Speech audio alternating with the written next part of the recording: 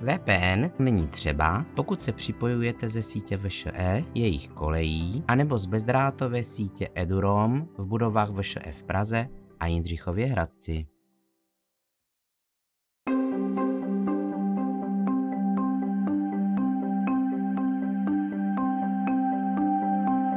Prvním krokem pro připojení na školní VPN na Linuxu v prostředí GNOME je instalace balíčku VPN klienta pomocí příkazu, který je k nalezení pod videem. Otevřete terminál kliknutím na činnosti a vyhledáním terminálu. Taky můžete použít klávesovou zkratku Ctrl-Alt-T.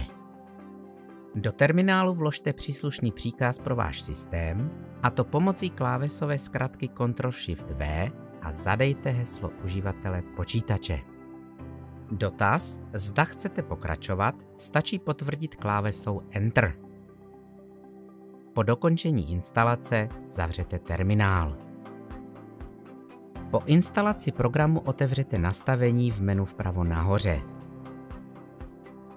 Pak zvolte síť a vpravo od názvu sekce VPN klikněte na tlačítko se symbolem plus. Zvolte víceprotokolový klient VPN a otevře se okno s nastaveními sítě. Připojení můžete pojmenovat například VŠE.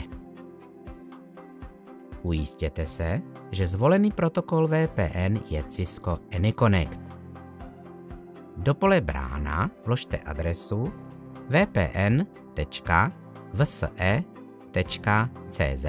a klikněte na tlačítko Přidat. Kliknutím na přepínač zapněte v nastavení nově vytvořenou VPN a přihlaste se.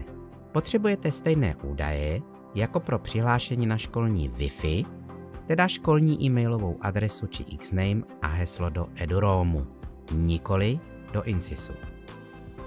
Pokud chcete, zaškrtněte volbu pro uložení hesla a klikněte na Login. To je vše. Vpravo nahoře je ikonka VPN, která po odpojení zmizí. Pokud se znovu potřebujete připojit na školní VPN, jednoduše připojení aktivujte v menu v pravém horním rohu.